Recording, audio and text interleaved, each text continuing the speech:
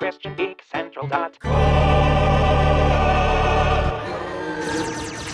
still! You lied to me! In my face! In the face! Put it in the peanut butter. In my face! I thought you said this guy was a Christian. What is this? Liberate tu me. Hey guys, Paeter Franson here from christiangeekcentral.com and Spirit Blade Productions, back once again after a long break to my bookshelf tour. Now we're actually getting ready to move, and so this might be the last time you see my bookshelf behind me, because the bookshelf itself is going to stay behind for the people that are buying our house. All of the stuff on it, of course, I'm taking with me, and I may or may not buy a new bookshelf. I'm not sure exactly what I'm going to do there, but I took video of all the contents of my bookshelf so that even as we move into my new office space and kind of get things set up there, I can still go through all the contents of my bookshelf, even as where those things are, you know, may change. So once again, I've got a new timer this time. I'm going to set this for 10 minutes and see how far I can get in talking about the stuff on my bookshelf from where I left off last time. Ready, set, go. Okay, so first up is Final Fantasy XII. I've already said a good amount of this in a video that I made about Final Fantasy XII, just kind of introducing people to it, to the game in light of the remaster, almost a remake. I mean, it's just a beautiful looking remaster, Final Fantasy XII, the Zodiac Age, which is coming to PlayStation 4 this early July 2017. I'm definitely planning on getting it. So I'll just try to put a link in the description so you can check out the video that I made about that game and really why I enjoy it so much, for its gambit system, the real-time with pause, the AI adjustments you can make to characters, the exploring, looting, the epic spell and summon animation. So much I love about that. Moving on, Justice League Heroes. Now this one I repurchased on PlayStation 2. That I had bought it and got rid of it a long time ago, and then repurchased it on Xbox, the original Xbox. This is a snowblind action RPG. These guys made Baldur's Gate Dark Alliance, and I think they also had a hand, or some of the same people had a hand in the Champions of Norath series. So it's that top-down Diablo clone, but this with DC superheroes. And it was made at a time that was like reflecting my favorite things going on in the world of DC Comics. It was just a good time in the publishing history of DC Comics for my tastes, and so much that I love about it. About the same time the Marvel Ultimate Alliance came out, I actually prefer this game over Marvel Ultimate Alliance, and I think I can honestly say it's not just because I do prefer DC characters over Marvel characters, because at the end of the day, it's just whoever happens to be writing the best story at the time is where I'm going to gravitate toward. But all things being equal, I do like DC characters and their concepts more than Marvel. But no, this is really, I prefer it. I've played through this game multiple times, and it has to do with, I think, the gameplay systems, the leveling system, how you upgrade your guys, just the style of a snowblind top-down action RPG is really my thing. And to get that in this DC superhero package has been fantastic. I'm actually currently replaying through it again because I've never beat it on the hardest difficulty, because the only way I can really do that is to really carry my guys through all the easier difficulties, and in the long term, like, strategically build them in a certain way so they'll be ready for that final playthrough. I mean, it's there's a lot going on and a lot to unlock, lots of Easter eggs, all kinds of cool stuff.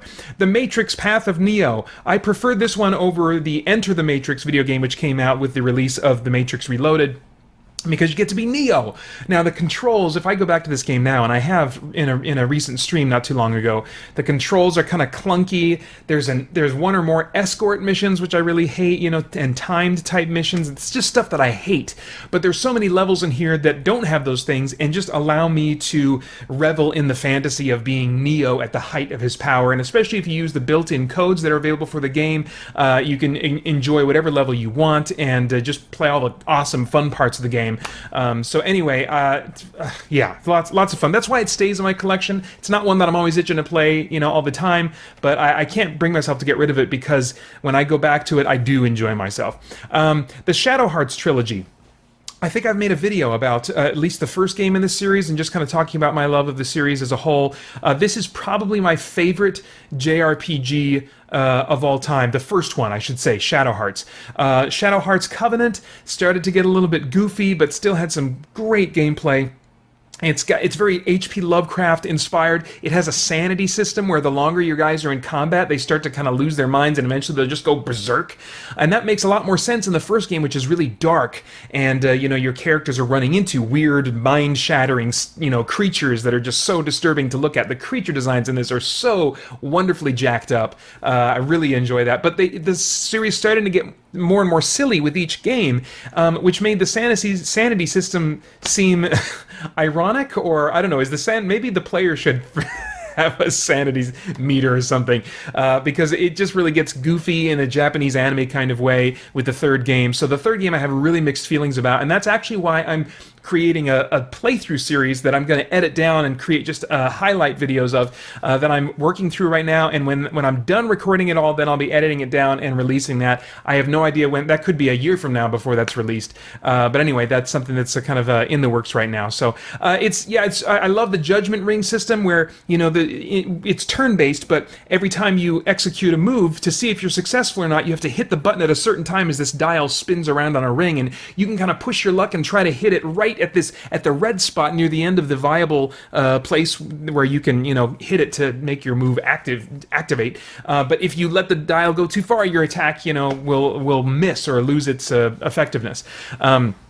So there's just something really cool about the cycle of fighting bad guys and keeping me engaged in combat, but it's not really super difficult, in terms of the hand-eye coordination stuff, and there's just all the usual great upgrade cycles and stuff. So I really enjoy that. It also exemplifies, especially in I want to say the second game, I think the first game as well, the natural bent of humanity to just kind of want to rebel against God, because the final boss in at least one of the first two games, maybe both of the first two games, is God, that you're fighting what they're calling God, and it's just a really interesting, thing to think about as I'm playing through the game, like, well, this is really interesting, and it is just kind of a snapshot of where we naturally lean toward, that ultimately we naturally just kind of get offended that God should want to have any kind of authority over the things that he creates, and so we just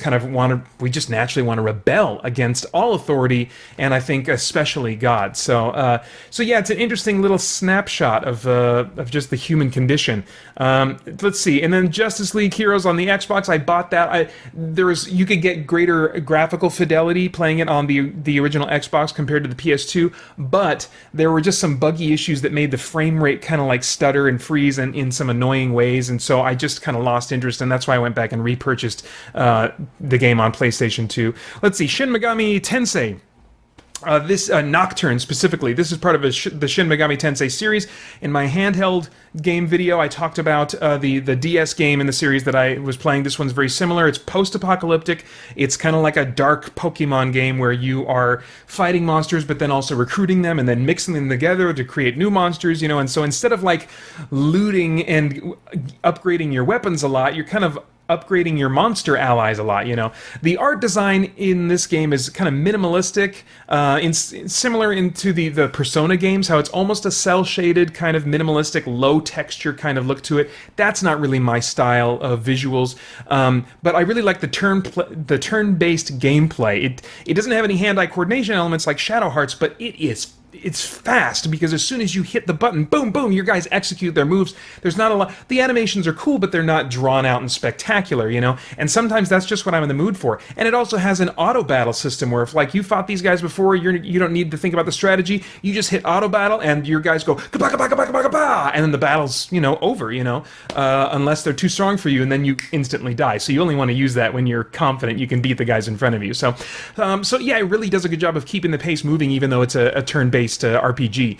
There's some interesting moral and philosophical questions that you run into as you're interacting with and trying to recruit monsters. They'll ask you questions that are related to good and evil and the moral implications of survival of the fittest. So there's some interesting things to think about as you play Shin Megami Tensei Nocturne. All right, Dragon Quest VI, I don't know what that box is doing there. It's in the wrong place. I already talked about that in my handheld game section. Assassin's Creed, I actually have the second one as well. And that it just wasn't on the shelf at the time. I don't know, must have misplaced it when I was recording that. But I tried this series for the first time after watching the movie, because it's not that the movie blew me away, but I was like, this is pretty solid. I've got some issues with it, but there's a lot of things that I think are really solid about this movie. It got me interested and curious about the world, and so I tried out the first game. I'm really enjoying these games. I beat the first game, which is reportedly the hardest game in the series, which makes me feel like, okay, I, who suck at action games, can get through the first game. there's a good shot I'll be able to get through this entire series. And if I enjoy the gameplay, I'm definitely going to do that. And so far, I am. You know, I like the open world climbing and the stealth kills, and there are some lame story missions that you're forced to do to progress the game that are like either escort based or they're time based, and they kind of have insta fail conditions. You know, but I do plan to continue the premise in this game. In many cases, or the premises, there are multiple, are often based on, I don't want to say often, but in a significant number, are based on a false understanding of even very basic biblical content. And if you watch my review of the Assassin's Creed movie, that's an example of the kinds of things that this series seems to just be getting wrong. It's just like, where did you learn about the Bible? I mean, did you even open the Bible? You're talking about these things that happened, anyway. That didn't happen. All right, so you know, it falls pretty short in that regard. Even though they have a message at the beginning that said this game was made by a collection of people on staff of multiple, you know, cultural and religious backgrounds and stuff like that. It was like, okay, well, they can be from all these different backgrounds and still get all this stuff. You know, not all this stuff, but still get some key issues horribly wrong. So I hope that's not being put there as like a, hey, don't get mad at us because we're being really inclusive. Okay, well, you can be inclusive and get things wrong.